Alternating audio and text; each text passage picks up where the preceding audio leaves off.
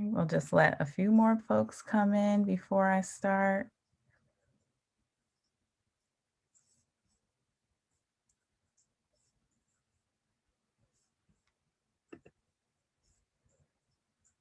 All right. Hello, everyone. My name is Morgan, and I'm an event coordinator at Politics and Prose, and I'd like to welcome you all to PNP Live. A few housekeeping notes before we begin. I will soon drop a link in the chat for where you can purchase tonight's book, Assume Nothing, A Story of Intimate Violence, straight from PNP's website. And a reminder that we're still offering shipping on all orders. We also encourage you to tweet about the event tonight, and I'll place the Eventbrite link in the chat as well if you'd like to tweet that out. You can also ask our speakers a question by clicking on the Q&A button at the bottom of your screen, and we'll try to get to as many of those as we can toward the end of the program, but we apologize in advance if we don't have time to address your question. So let's introduce tonight's guest. Tanya Selvaratnam is an author of The Big Lie, Motherhood, Feminism, and the Reality of the Biological Clock. Her essays have been published in the New York Times, Vogue, the Art newspaper, She Knows, Glamour, McSweeney's, Internet Tendency, and on CNN. And she has been a fellow at Yaddo and the Blue Mountain Center. She is an Emmy-nominated and Webby-winning filmmaker, and she has been a producer for Aubin Pictures, For Freedoms, Glamour Women of the Year, The Meteor, Planned Parenthood, and the Vision and Justice Project. She will be in conversation tonight with Farai Chideya, a creator and host of Our Body Politic, a nationally syndicated public radio show centering Black women and all women of color as we seek to build a better nation and world. She's the author of 6 books, and the most recent, which is The Episodic Career, How to Thrive at Work in the Age of Disruption. Let's give our virtual guests a round of applause. Well, hi, everybody. I'm Farai, and I am here with the incredible Assume Nothing and a story of intimate violence by Tanya Selvaratnam, who is a personal friend and an inspiration. And I know a lot of you here today know both of us. We moved to New York at about the same time after the same college. And Tanya is someone who has always championed the women in her life and brought so much creativity and joy to the world, including joy to the polls. During the last election cycle, when you saw joy to the polls, people DJing, playing music, dancing to keep our spirits up in the struggle for democracy, Tanya helped bring you that and did a lot of work, volunteer work, key strategic work with arts and the Biden-Harris campaign. This book, Assume Nothing, is really an incredible tour de force of personal storytelling combined with politics. So Tanya, thank you so much for making time for this. Thank you so much, Farai. And you are one of the main characters in the book, so this is an especially meaningful conversation. Let's start with just this very essential point that is really, it just sort of blew my mind to think about the roads that I have walked too in thinking about my own family history, not the same family history, but you say here, what goes on in the house, I had learned stays in the house. In some ways that felt normal to me. And tell us what you're referring to in terms of what led you to this realization, because it really pulls us into the narrative. So there was something that provoked that realization, and then you go on to talk about your childhood. What provoked that statement is it was around the time of the inauguration in 2017, when the abuser in my story, Eric Schneiderman, the former Attorney General of New York State, had gotten drunk the night before, fallen down, ended up in the hospital, and had stitches and couldn't make public appearances. And I was told to say that he had hurt himself while jogging. And that veil of secrecy that I was instructed to protect was reminiscent for me of my childhood. As a child, I grew up in a home where I witnessed horrific domestic violence, and we were told to be silent about it. We had to keep up appearances. So that's where that comes from. Sorry. For me, I feel like, and I don't talk about this very often, but, I'm a survivor of childhood sexual abuse. And it happened at an age where I have some things that I'm pretty clear on and other things I'm not. And I think that adds to the question. But I come from a family, I love all of you, if any of you are watching, but I come from a family of deniers, about certain painful truths. We deny things. Other things we're perfectly good talking about. But how do you begin to talk about intimate partner violence? Because you have brought such a light to a story that is a very personal story, but it's also a global story. It's happening all over the world. It's rising during the pandemic. And we'll get back to your personal story, but kind of how do you tell the story and what inspired you? Well, I was inspired to write the book because I had so many people, friends and strangers, reaching out to me after my story of abuse first became public in the New Yorker in May 2008. And they shared with me their own stories of intimate violence. And in many of those stories, the details were very similar. And I wondered, why hadn't, especially in the cases of friends I had known for decades, why hadn't we talked with each other about this before? And part of it is the conditioning that we are forced to normalize the cycle of violence from the time that we are born. We are forced to accept abuse, but also it's because we just haven't been conditioned to talk about the difficult subjects. And I believe that by sharing our stories, by opening up that dialogue, that we spark other people to share their stories too. So I wrote the book to open up a discussion about intimate violence, which is so common. 1 in 4 women and 1 in 10 men will experience some form of intimate partner violence in their lifetimes. And millions of those experience it before they're the age of 18. So my hope is that high school students read my book so that we can start to outroot this normalization of violence much earlier, and that we can recognize that it's okay to share the painful stuff, because you never know when your painful story might resonate with somebody else's painful story, and we can help each other heal. You have been so very focused throughout your life and career on empowering women. You are someone who went to the Beijing Women's Conference. You have worked with any number of prominent feminists in different ways over the years.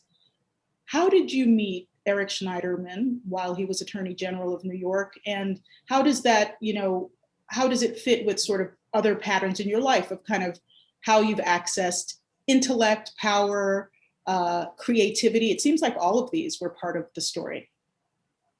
We met in 2016 at the Democratic National Convention. In the beginning, it felt like a fairy tale. It felt too good to be true. He was adoring, he was supportive, he was admiring of my work and my activism. And also we had overlapping interests. We both had studied Chinese, we both had gone to Harvard. We both also, more importantly, were interested in spirituality and meditation. And I was impressed that a politician meditated. When we first met, I had no idea who he was. But then I realized when he introduced himself and told me that he was the New York State Attorney General, that he was also a very important and powerful man. I got swept up in that power. I got swept up in his progressive activism. I got swept up in his feminism, and I got swept up in his commitment to spirituality. Also, he fooled a lot of people, but he was also shielded by a lot of people. And I'm finding out as time goes by, more and more people that had known about his behavior, in some cases for decades, but protected him. And so he was shielded by supposed feminists, by white female patriarchs, by supposed meditators, and they were a good cover for him. But over time, after the fairy tale started to subside, the darkness seeped in. And there was the violence in the bedroom, the slapping and the spitting and the choking during the sexual context. There was also the verbal abuse and the coercive control, the criticism of my hair, my skin, the way I dressed, my scars. My scars, which had originally represented a badge of courage to him. I have them running down my torso from cancer surgery. Over time, it completely flipped and they suddenly were ugly. So when I would wear a V-neck and he would see the scars on my chest, he would tell me I needed to get rid of them and that I needed plastic surgery, not just for my scars, but he also wanted me to get a boob job. Now, talking about these things now is shameful. It's embarrassing, but I also want to talk about them because these micro details are what help people understand the many layers of abuse, the many forms that it takes. It's not just physical, it's emotional, it's verbal, it is digital, it is legal, it is financial. There are so many forms of abuse, and by talking about it, we can begin to unpack and unravel it and address it. And certainly, as I learned about what you were going through, you had some very, very legitimate concerns that someone with his level of power and access to politics and law enforcement and all these other traditional structures that can afford protection, it was going to be difficult to get away from that. How did you take us inside your journey and deciding how to move away consciously and carefully? There was a turning point when a close mutual friend of both of us, who's like our sister, knew that I was going through a hard time. And I had opened up to her already about his controlling behavior and his excessive drinking. And she knew I was going through a hard time, reached out, said, "Hey, do you need to talk?" And she did it very gently. She just wanted to listen. And then as I described some of the details of what I was experiencing with the coercive control, she suddenly said, "Does he hit you?" And because she is like my sister, I wasn't going to lie to her. And I said, "Yes." And she immediately wanted to put me in touch with a friend of hers, a domestic violence expert. And I spoke with this domestic violence expert, Jennifer Friedman, a few days later. Jennifer had me walk her through my experience from beginning to end. And she said, "Tanya, what you experienced is classic. And you're also probably not the only one he's done this to." And with her, I began to make a plan. At that time, the relationship was already very rocky because I was piecing together that I was in hell and he was doing with me what I would later find he was doing with many, many previous girlfriends, which was like grooming them, gaslighting them, manipulating them, breaking them down until they were fragile, and then treating them like a yo-yo, like pushing them away, pulling them back, pushing them away, pulling them back. So I was definitely going through that. But I had also started spending more and more time away from him. I sought out opportunities to reconnect with my network of friends and family that he had sought to isolate me from.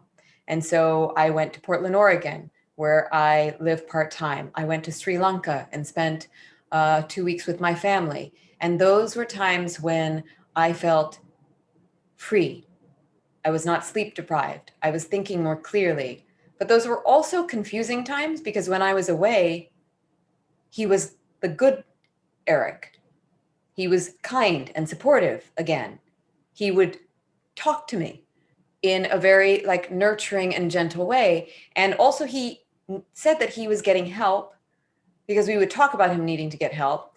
So he was going to meditation centers, and I held out hope that he would change.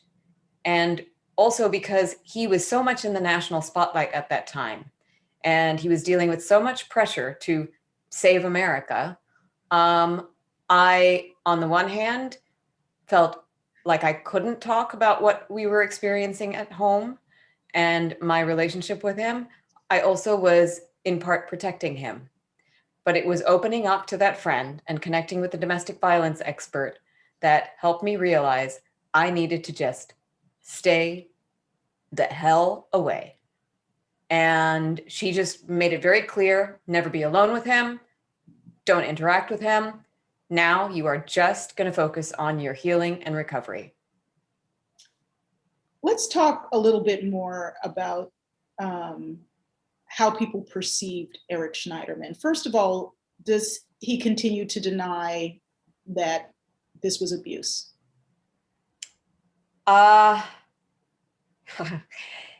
He made a statement when the New Yorker story came out that he had engaged in role playing in consensual relationships. Those denials are very typical of abusers. And one of my great aims with this book is to open up a conversation, not just about intimate violence, but what is the construct of consent, which gets warped in abusive relationships. Now, in all of the instances I'm aware of with his previous girlfriends, the slaps came out of nowhere. There was no consent involved. And in BDSM, consent is essential. Yeah. So no, he was never given, he never asked for consent, and he never obtained it to slap or spit or choke us. So I bring this up because at the time he made that statement, he still had his job. Is that correct? Yes, he still had his job.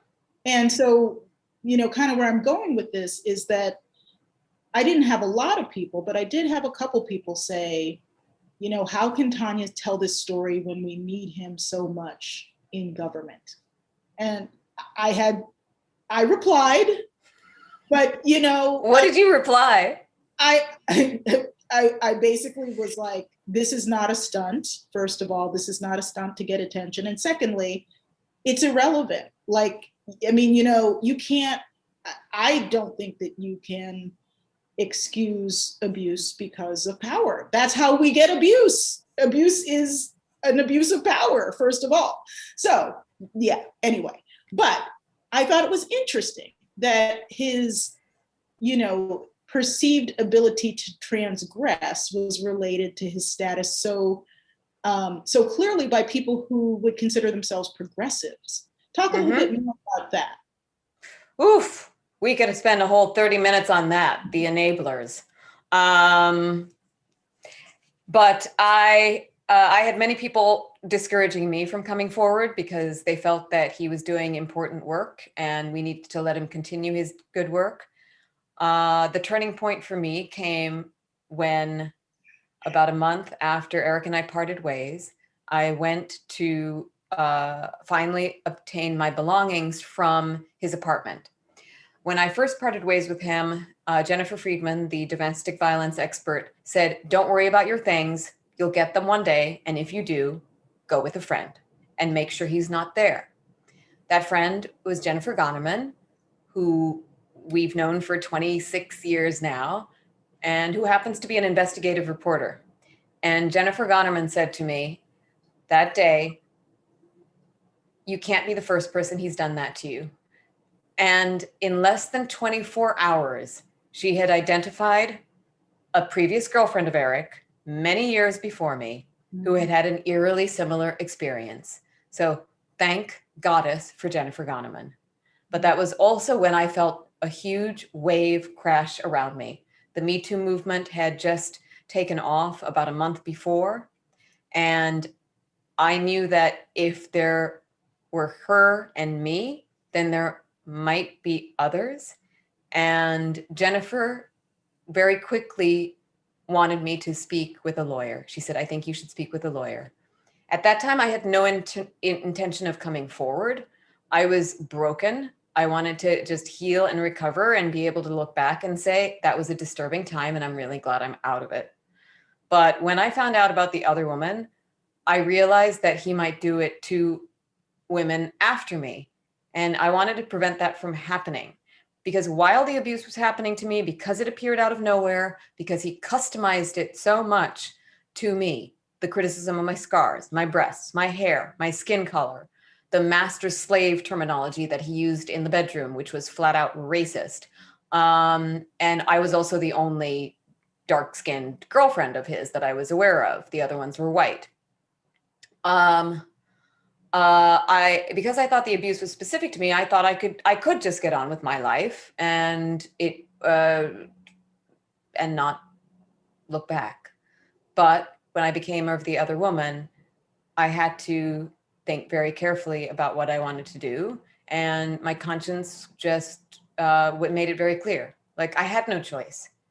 But I didn't know how exactly to go about the process. And so I spoke with a lawyer through Jennifer Goneman. That lawyer is Robbie Kaplan. And I also worked with Julie Fink, whom I continue to be in touch with. And Robbie would eventually become my official lawyer along with Julie. And we talked through various scenarios, through a civil claim, an ethics complaint. But because my abuser was the top law enforcement officer in the state, which was different from other cases of abusers, the risks were very different. Any legal avenue that I chose, he would be immediately tipped off and I would not be safe. So then what I did is, I'm an intrepid note taker as a documentary filmmaker and also with a background in academia. And so I had been taking notes in real time and documenting. I even have recordings that I had made of him with his consent, because there was so much going on that at one point I said, you should really be keeping a journal. And he said, I don't have time to keep a journal. And I said, well, I can just turn on the tape recorder and you can tell me about your life. So I had those recordings to refer to. I had about 300 pages of notes to refer to. And I felt like I was ready to review everything at the end of December in 2017. And that was the first time I had looked at those notes, and they formed a very clear picture of the stages I had gone through to get entangled in an abusive relationship. And I realized that I had to come forward. And that's when I connected with David Remnick of The New Yorker. And he asked me to give him time so that he could figure out what to do, because it was a high risk story. And at that time, it was only me.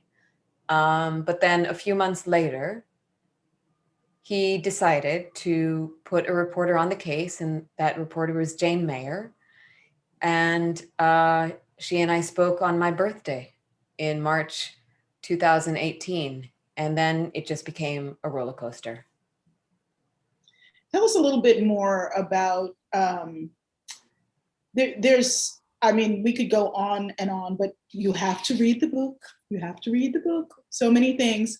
There's so much interesting stuff that we could cover just with how that story was reported.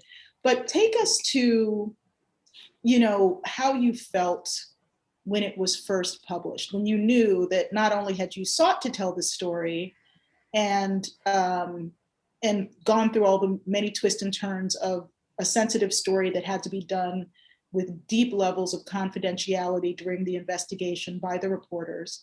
But what did you feel like when you finally knew that it had hit the world? I had been given a heads up the day that it was coming out, which was May 7th of 2018. I had been in regular contact with Jane Mayer, and then Ronan Farrow was also put on the story. And I knew that it could come out any day because they had enough material. They had spoken with multiple women. They had corroborating witnesses and evidence. I booked a ticket to leave the country to go and stay with family in abroad. And I had hoped that I would be out of the country when the story hit, so that it would be very easy for me to hide in a place where nobody cared about this story and the New York State Attorney General. But the piece accelerated because there started to be a horse race between the New York Times, where there was a leak about this potential story coming out, and the New Yorker. So the New Yorker ended up posting the story less than 2 days before my ticket to leave the country happened.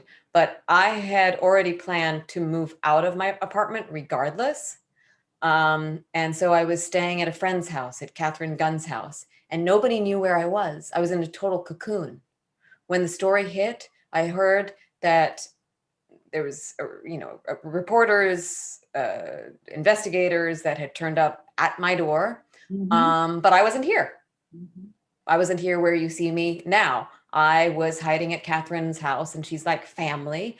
And so I felt very safe there. I also felt like I didn't want to be seen. So I had, there was a deluge of press outlets reaching out, wanting me to come on television and radio and to write pieces, to speak in my own words. But I wanted to let the story speak for itself. And it did speak for itself. It was like a surgical strike. Within 3 hours, Eric Schneiderman had resigned. And that was because of the airtight reporting of Jane Mayer and Ronan Farrow and the meticulousness of the New Yorker. So I feel enormous gratitude to them and other courageous journalists who have taken on these stories that are incredibly difficult to cover, because it's incredibly difficult to get people to go on the record. Yeah. And in cases of intimate violence, 2 people are involved. So there's typically only 2 witnesses, the abuser and the victim. It happens behind closed doors. So it's he said, she said. But in my case, it was he said, she said, she said, she said, she said. So then clarity emerged. So I left the country for a while. And when I returned about a month later, I was very uncomfortable being seen, but I had friends like you who helped me pick myself up off the floor and keep moving. I also had a job to do. I had to make a living. So I showed up. I kept turning up. And then one day I stopped feeling like I wanted to be invisible again. And then I was inspired to write the book, as I mentioned before, because so many people reached out to me sharing their own stories.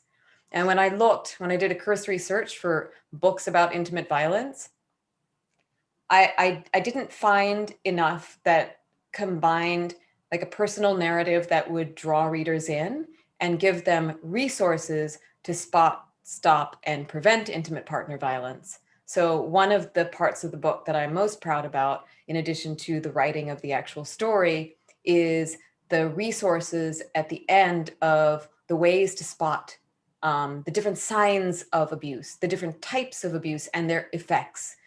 Because what people don't realize is how the trauma sets in at a cellular level, and the mental health recovery is so important. And there are also dozens of organizations listed, because there is no one size fits all for how to get out of an abusive relationship and recover. So it was very important for me to have resources that cater to different communities and different constituencies. One thing before I want to talk a little bit about the process of writing the book, because as your friend, you were on a journey with just writing the book too and getting it published. But one of the things that it strikes me is that the pandemic, you've talked a lot about this in some of your interviews and writing, is that the pandemic has created an even worse epidemic of intimate partner violence. Because what do you do for many people but spend the time that you would have spent at work at home, or even if you still work outside the home, you're spending what would have been your outside the home social time at home. That's a lot of at home for people who are in intimate partner violence situations. How do you think about this moment in time in terms of that impact? Well, I wrote in the early days of the pandemic, so in March of last year, I wrote an essay for the New York Times, Where Can Domestic Violence Victims Turn During COVID-19?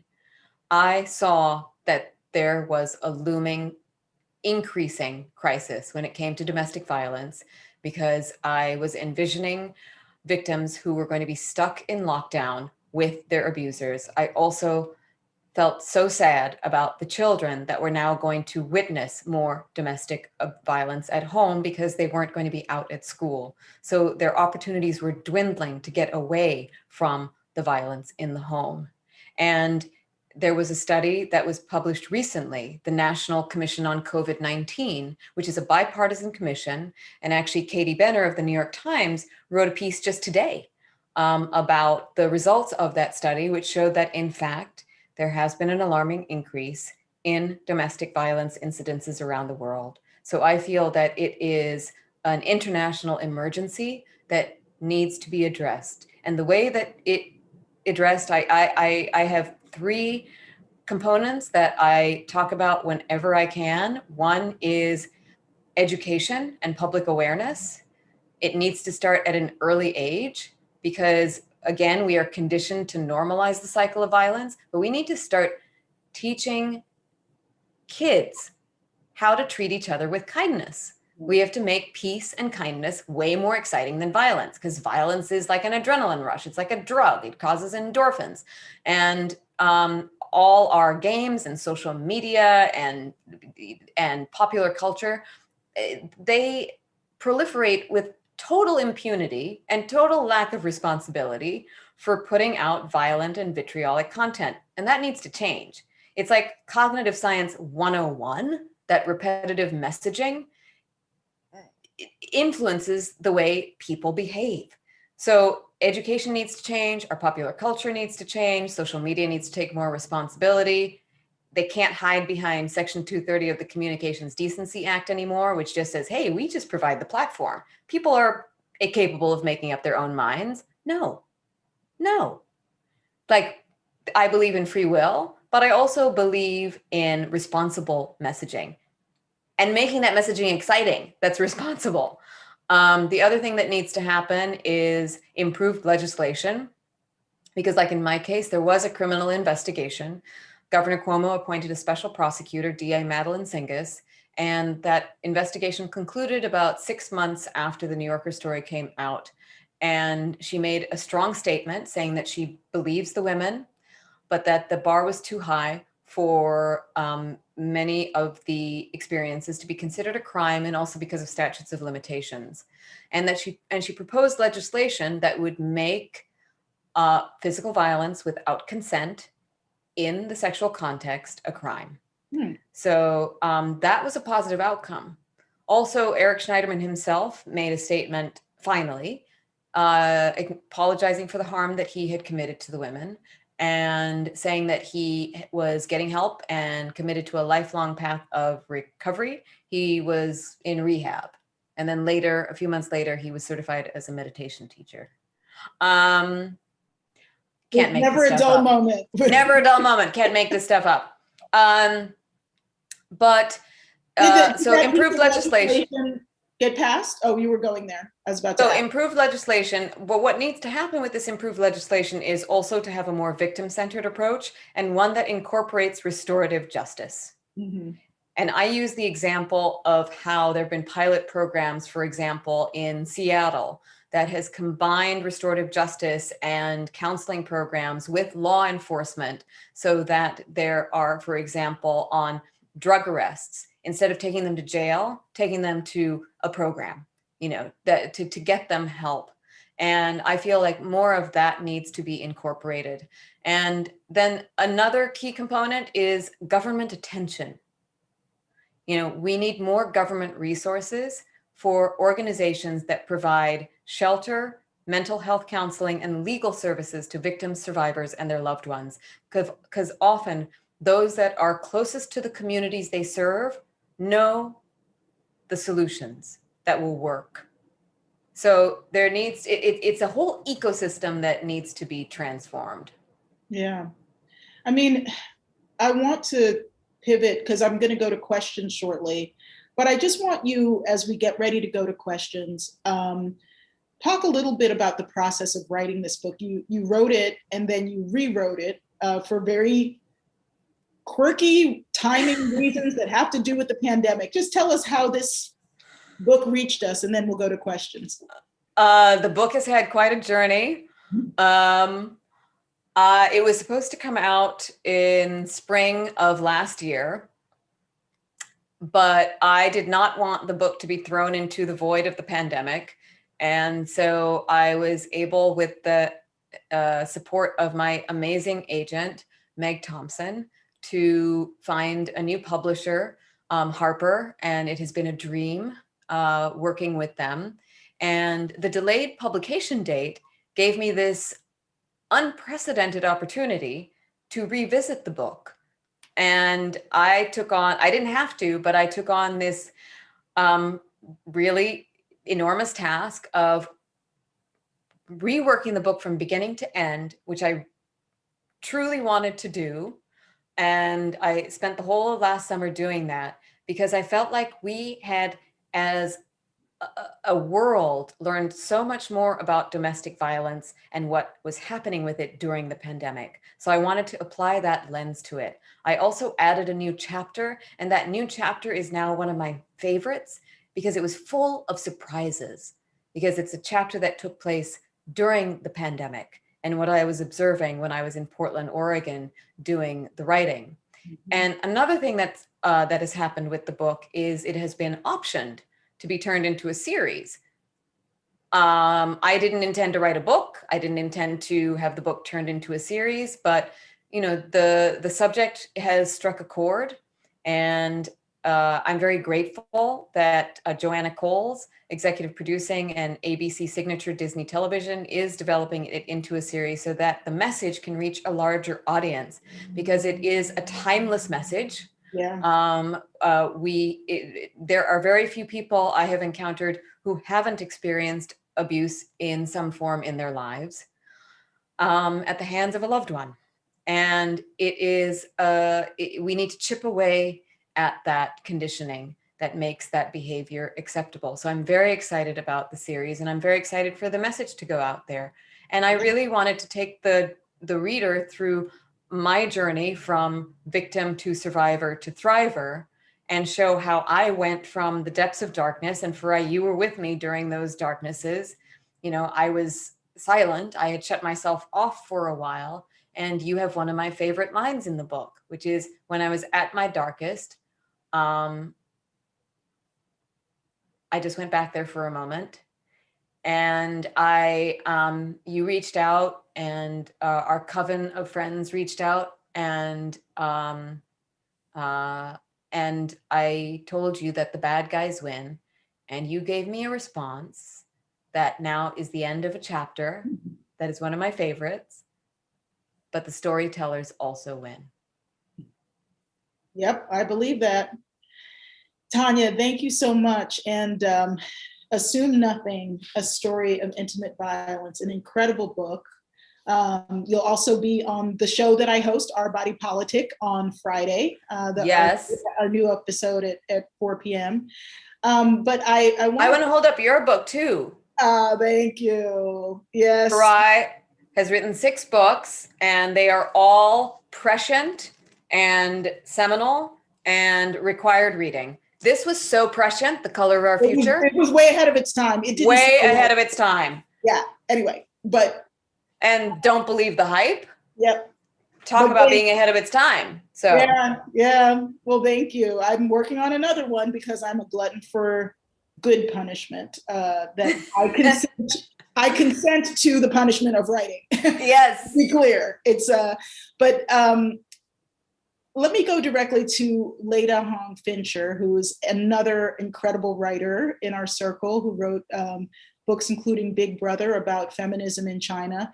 And so Leda writes, I'm in awe of your bravery, Tanya. How did you deal with any feelings of fear or shame as you were writing, assuming you had those feelings? Writing was painful and emotional, but I've also had, I've dealt with grief before. And I believe that grieving is an important part of healing. And so I just let myself feel the pain. And there were many dark moments. I let myself listen to all the sad songs. I cut myself off from the world, but also because I had been through moments of grieving before, when I had the 3 miscarriages, when I had the infertility treatments, when I had the cancer treatments. I mean, in all those circumstances, like, I just found myself grateful for my friends and my colleagues and for art. And I like to say that when life throws you lemons, make art. So I was grateful that I could write my way out of the darkness through this book. Yeah. Um, this is from Leanne DeRoos. I hope I'm pronouncing your last name right. Thank you for sharing your truth. Can you say more about how restorative justice models might be utilized in cases of intimate partner violence? Thank you. Well, I believe in redemption. I believe in second chances. I think if the abuser is willing to put in the time to do the hard work to outroot their abusive behavior, then we can give them a chance. The problem is that most abusers don't. And the attrition rates in those anti-violence programs are terrible. And I think part of the improved legislation has to make that type of training mandatory, and also for there to be repercussions if you don't attend the programs. And also part of restorative justice is incorporating a victim-centered approach and really focusing on the mental health counseling and trauma counseling, because that trauma sets in at a cellular level that scientists understand very much, but that people don't understand enough. And I say, you know, like my scars are a marker of time before I had cancer and after I had cancer. And I feel that moments of abuse are also markers of time before and after. And we have to unseat that trauma through deep counseling. But I think of the story, and this is a bit of a digression, but it actually is relevant, that abusers are very much the product of this patriarchal conditioning to power over people. And there is a massive narrative shift that needs to take place so that we emphasize true power, so that it is about coming from a place of abundance rather than scarcity, so that people are more in community with each other and uplift each other to be their best selves and rise together, rather than operating from a place of scarcity where we're in competition with each other. Yeah. This is from one of their several people who are anonymous attendee. So I'm assuming that you're different people, but you could be the same person and just like to type a lot. So from anonymous attendee, do you think survivors have a duty to speak up or press charges to maybe help prevent other women from being abused by the same man or person? Because there are women who abuse too. I think that people have to focus on what is best for them and their mental health. I can only speak to my situation. I really believe that although abuse is common, every victim is unique, and they need to decide what makes the most sense for them. Also, it's very important to recognize that many victims do not have the support network and or the resources to be able to get on with their lives. And so everyone has to make the decisions for themselves. I just know in my situation, my conscience would not be all right if I didn't come forward and speak out, for multiple reasons. One is that I found out that I was part of a pattern and he was going to do it to somebody else, and no one should have those memories. I shouldn't have these memories. And also because he was the top law enforcement of the state, so there was an incredible cognitive dissonance and hypocrisy going on. And an unexpected outcome of my coming forward was that New York now has its first female and Black attorney general in Letitia James, whom Farai has interviewed on Our Body Politic. And so that was unexpected, unintended, but it goes back to the question of that Farai was asking about people trying to dissuade me and questioning her about coming forward about a supposed good guy, or at least publicly facing good guy.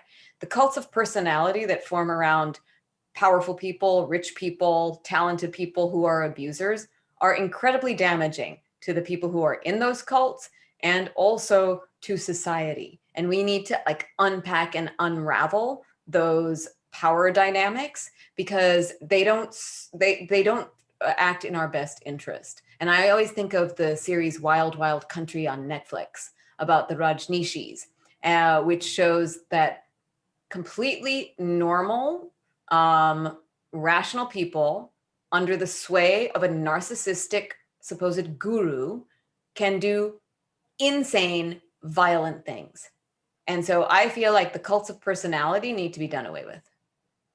Well, this gets directly to the next question, which is about new revelations which came out today that Governor Cuomo may have bullied and harassed aides. And so the question goes, today's revelations about Governor Cuomo by both Karen Hinton and the Daily News and by Tracy Boylan when she worked for him, coupled with former Governor Spitzer and Schneiderman, leads one to believe that in one form or another, these powerful men are abusive egomaniacs who must be prosecuted and imprisoned to create the possibility of change.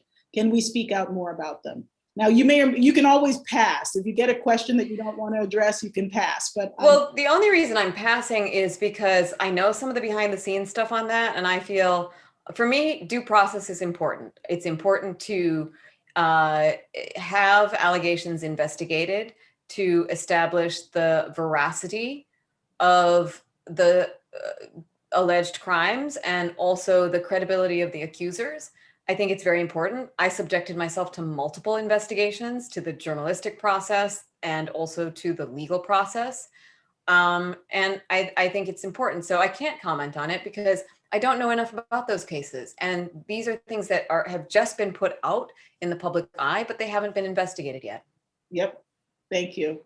Let's see.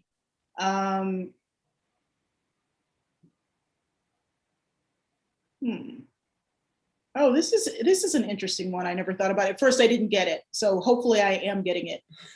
Carissa Nielsen, do you think having an option to report out of state/county as a standard practice would be beneficial for those who are facing intimate domestic violence by individuals that are in positions of power?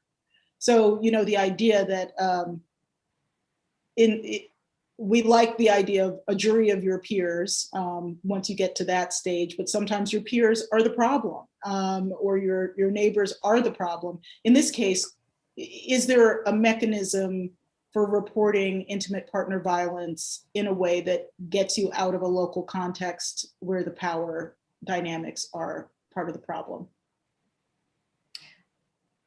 I'm not totally understanding the question. So like, if so you can report, imagine I live in Omaha, but I'm scared to report it in Omaha. Can I report it in another? Let's say that your abuser is part of the police department or part of the government. I mean, again, you don't have to answer the question directly, but do you think that part of those options in reforming criminal justice might be having more mechanisms to not report to local authorities?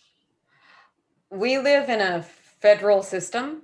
So unless the crimes or alleged crimes have happened in a particular jurisdiction, I don't foresee a time when that would ever be possible. Mm-hmm. But I will say, as an add-on to that pursuing recourse through law enforcement is not a feasible option for most. Domestic violence is the #1 reason for calls to 911, but domestic violence is also the most underreported crime.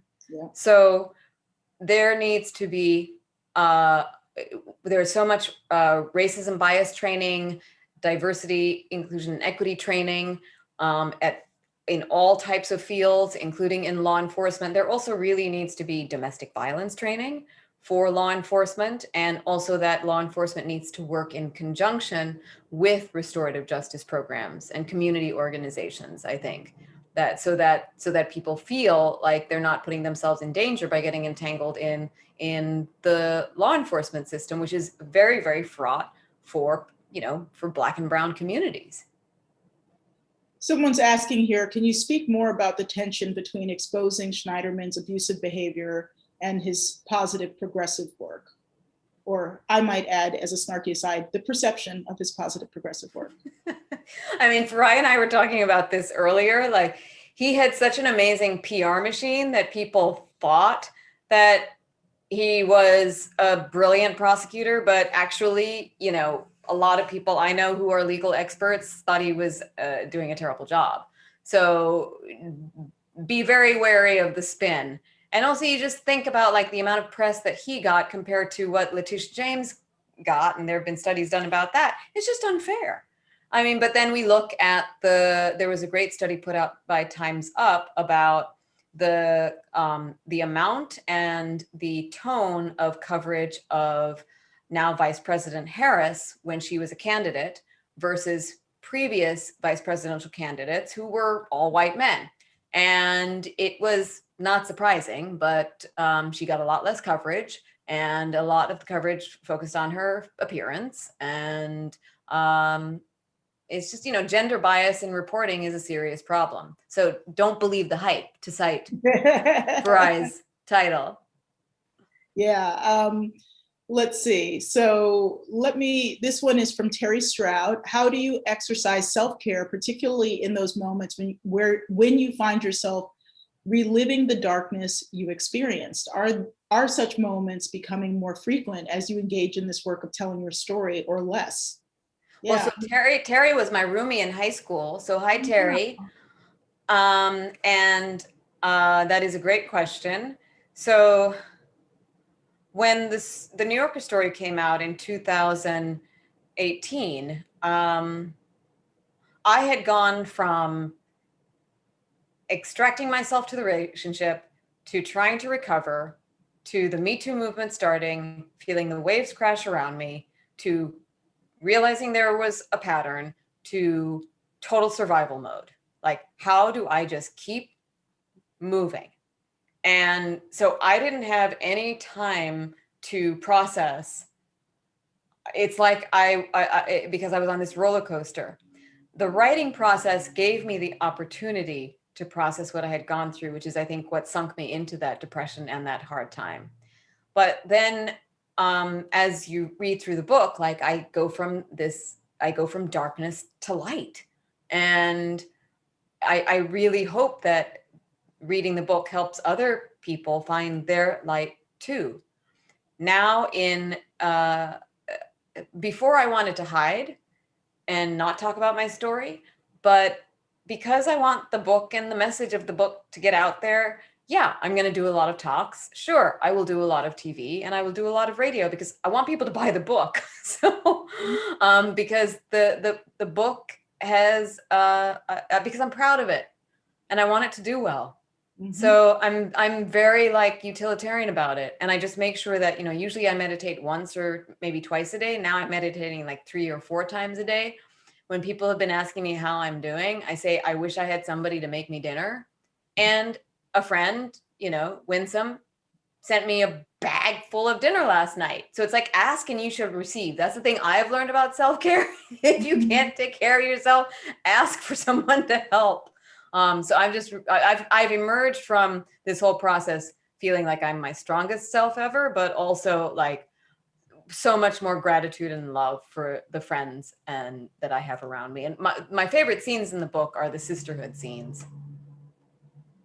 Yeah, that's beautiful. What a great answer. And I'm really happy your community is taking care of you, and I will see you soon. I'm excited about that, even though we will be doing the pandemic friend shuffle. That's a good shuffle to be in right now. And so I think that this is an important question from another anonymous attendee. How do we get people to stop asking, why do women stay in abusive relationships, and instead ask, why do men abuse women, and how do we make them stop? Well, because okay, so people get criticized for asking that question. Why did you stay? I've had that question asked of myself. And I get why people criticize interviewers who ask that question. But in my situation, it was very important for me to ask that question of myself. Because in exploring why I stayed, I was able to understand how I got into the abusive relationship in the first place. I needed to do hard work on myself. And I think it is incredibly important to be able to do that, because that is part of becoming your best self and healing. And quite frankly, the question why does the abuser abuse? I know the answer to that already. It's the power over culture. It's the conditioning. It's the patriarchy. It's how we're raised. I mean, I'm just hopeful that the more people who are raised by feminists, and the more healthy manhood and female empowerment programs that can be incorporated into schools, can help change the way we grow up, because we're trained, like sex education needs to be overhauled. Like one of the problems I think with why men abuse women, and in this particular way, because I had so many people reach out saying that they also experienced the slapping and spitting and choking. And I was like, where do they think that women enjoy this? And I'm like, they're all watching the same bad porn. Yep. They're watching porn that glorifies violence against women without consent. So I am putting this out there in many talks that we need more female and feminist film directors making porn that celebrates mutual pleasure. And wouldn't that be beautiful? Yeah, it's there was one last part to the question, was how do we make them stop? Not just. Oh, I can't hear you, Farai. Can you hear me now? Uh-oh. Mm-mm. Hold on. Can you hear me now? No? No, but I might be able to read your lips. Hold on.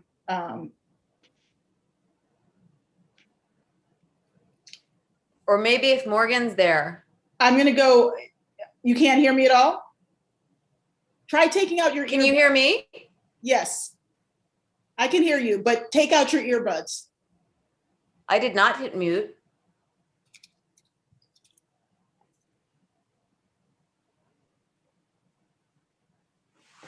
I think it's so I'm going to try and switch to another. So sorry, everyone. I think that Tanya's earbuds may have lost. We're also quite close to the end, so we can wrap up. But I would love for Tanya to be able to say goodbye to you.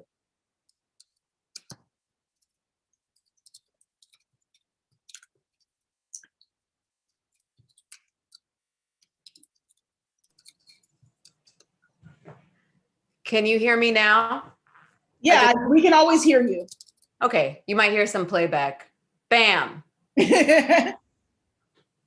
So yeah, so we are actually pretty much at time. So I just would love you to take us out with a final piece of food for thought, other than buy 10 copies of the book and give 9 away, and post on social media and all that stuff, it's actually really important. I mean, people say, I think that books are important because books are books, but this could be a lifesaver for someone, quite literally. It's not theoretical. So take us out with something else we should leave with, Tanya, and thank you so much. Well, follow at Farai and follow at Tanya Author on our social media channels. My social media platform is small. And as I explained in the book, when many months before the story was coming out in 2018, I had deleted all my social media accounts. So your support spreading the word about the book would be huge. And also to, be ambassadors for the book and spread his message. And then also, the algorithms are so funky on Amazon and Goodreads, etc., that leave great ratings and reviews. And I hope that you enjoy the book. I hope that it helps others. And thank you so much to Politics in Prose for hosting us. I love Politics in Prose. I'm sorry we can't be there in person. And thank you so much, Farai, and for everyone who's here. Yes, and be sure and get at least 10 copies, maybe more, and post on social media and leave a review. Tanya and Politics in Prose, thank you so much. Yep, and on the behalf of Politics in Prose, I would like to thank you, Farai, and you, Tanya. Thank you for sharing your book and your story with us. You can purchase your copy at politics-prose.com. And thank you to our audience tonight for joining us. And everyone, have a good evening and stay well read. Yeah, thank you. And thanks again, Politics in Prose. I will be buying some copies from you.